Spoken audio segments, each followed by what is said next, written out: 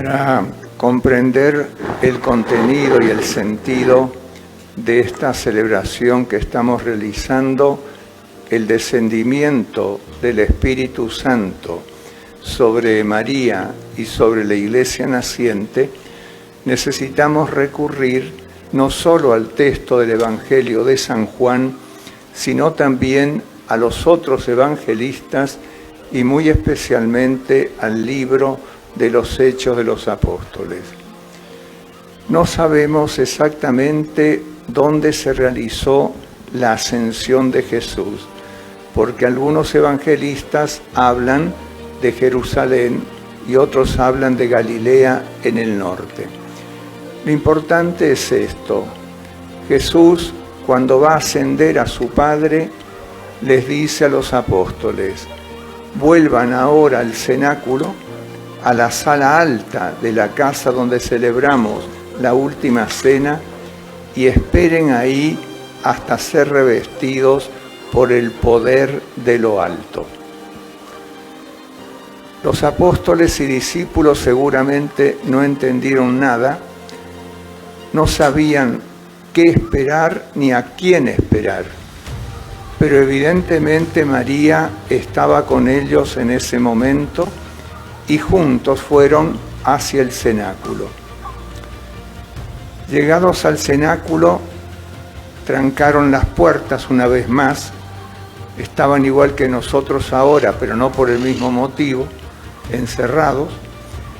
Y yo imagino que iban pasando los primeros días, 3, 4 días, y los discípulos se preguntarían: ¿cuánto más hay que esperar?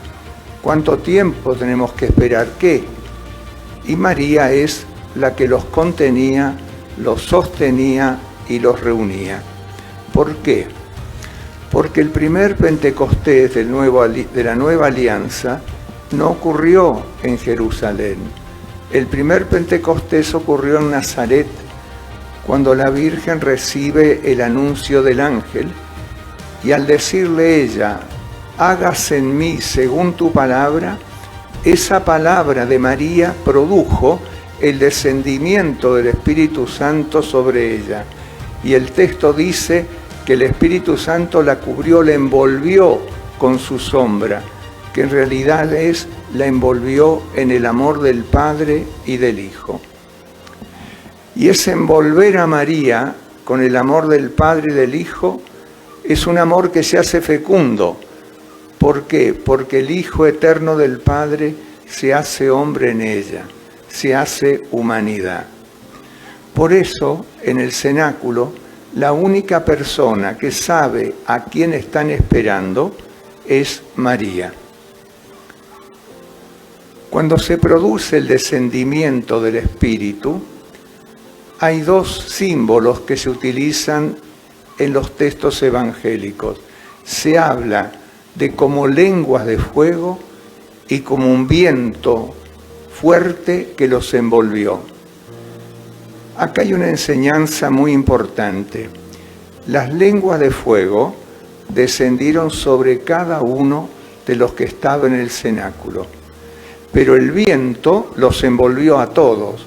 Es decir, hay un juego entre lo que el Espíritu regala a cada persona en su originalidad y al mismo tiempo con el viento los constituyen una unidad. Son una única comunidad, la comunidad del resucitado.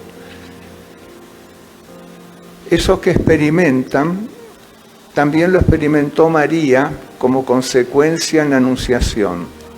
Después de ser tomada por el Espíritu, después de engendrar al Hijo de Dios, ¿qué hace María? Parte presurosa a visitar a su prima Isabel. ¿Qué le ocurre a los apóstoles en el cenáculo cuando son envueltos por las llamas de fuego y el viento?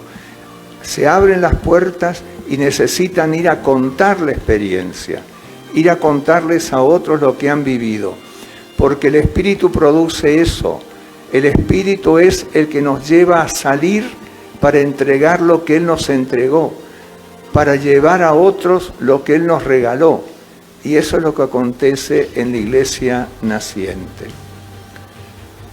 Si nosotros observamos la iglesia de las últimas décadas, tenemos que concluir que si la iglesia fuera una empresa, estaría caminando a lo mejor hacia la convocación de acreedores.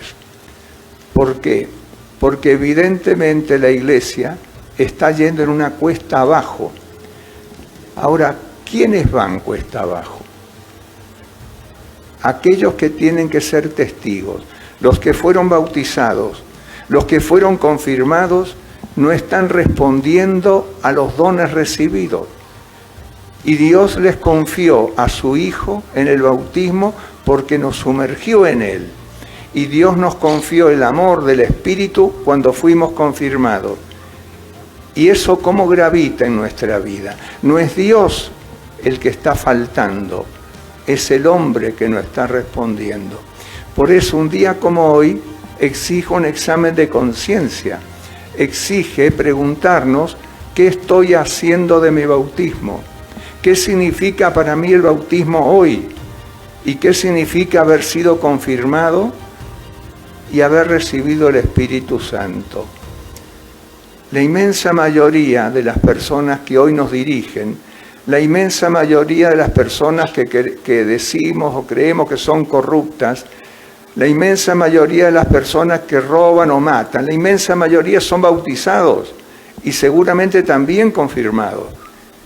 Entonces, el don de Dios no es impuesto al hombre, el hombre tiene que acogerlo. Y paradigmáticamente de eso es María, en la Anunciación. Ella recibe un don, la oferta de un don, lo medita en su corazón y le dice un sí. Y toda su vida queda marcada por ese sí y ese don de Dios que ha recibido. Nosotros, ¿en qué medida vivimos al ritmo de los dones de Dios? Porque nos hemos abierto a ello. Con sinceridad debiéramos examinar nuestro corazón. Pero no para concluir lo poco que he hecho, sino para abrirnos a la esperanza de todo lo mucho que todavía podemos hacer y crecer. La iglesia institución, la iglesia como comunidad del resucitado, necesita con urgencia recuperar la iglesia familiar, la iglesia doméstica. Lo estoy diciendo casi todos los domingos. Y lo digo adrede porque tengo la total convicción de que así, cuando la iglesia naciente llegó a Roma y a otras ciudades del Imperio Romano, no existían las iglesias, y donde se realizaban los encuentros y la celebración de la Eucaristía, en casas de familia. Es decir, las casas de familia, las familias, fueron el primer hogar del Evangelio a lo largo de todo el Imperio Romano. Eso es paradigmático. Necesitamos hoy que nuestras familias desarrollen y construyan la iglesia familiar, la iglesia doméstica, porque lo que no ocurre ahí difícilmente va a ocurrir afuera. Días pasados vinieron varios matrimonios a confesarse, medio de urgencia, y les pregunté por qué. Dice, porque mi hijita o mi hijito va a hacer la primera comunión y nos han preguntado si vamos a acompañarlos en la comunión. Y para poder acompañarlos necesitamos confesarnos. Entonces le pregunté, por ejemplo, a uno, ¿cuánto hace que usted se confesó la última vez? 4 años cuando hizo la primera comunión mi otro hijo. ¿Y tiene más hijos? Sí, tengo uno que tiene 2 años ahora. Espero que no vaya a pasar el mismo tiempo desde la primera comunión de este hijo con la del otro, porque entonces usted no es coherente con lo que necesitan sus hijos, ver que usted vive la fe que les está ofreciendo la iglesia a través de estos sacramentos. Por eso qué importante es no dejar pasar estas celebraciones, sino ir al núcleo, al contenido y experimentar adentro lo que Dios nos ofrece, renovar hoy nuestra confirmación, renovar hoy nuestro bautismo. Eso sería coherencia. Y el resultado de esa renovación tendría que ser decirle a Jesús, Señor, tú sabes que quiero seguirte pero me cuesta, no sé cómo hacerlo, soy débil, muchas veces me olvido. Hablarle a Dios de lo que me pasa realmente y decirle: Señor, tú que sanaste a tantos, sáname a mí en lo que necesito ser sanado para poder servirte y seguirte. Estamos en el santuario, es nuestro cenáculo, la tenemos a María en el centro y somos un pequeño grupito que está aquí en esta mañana y representamos a todos aquellos que se unen a nosotros a través de la transmisión y a todos los que llevamos en el corazón. Estamos haciendo lo mismo que Jesús le pidió a la iglesia primitiva: vayan a la sala del cenáculo y esperen ahí hasta ser revestidos de la fuerza de lo alto. María se puso en el centro como el sacramento de Cristo, porque donde está ella está Cristo. Y entonces ahí sí pudo descender el Espíritu y transformarlos a todos. Pidamos hoy de corazón, ardientemente, la segunda gracia del santuario: ser interiormente transformados. Que así sea.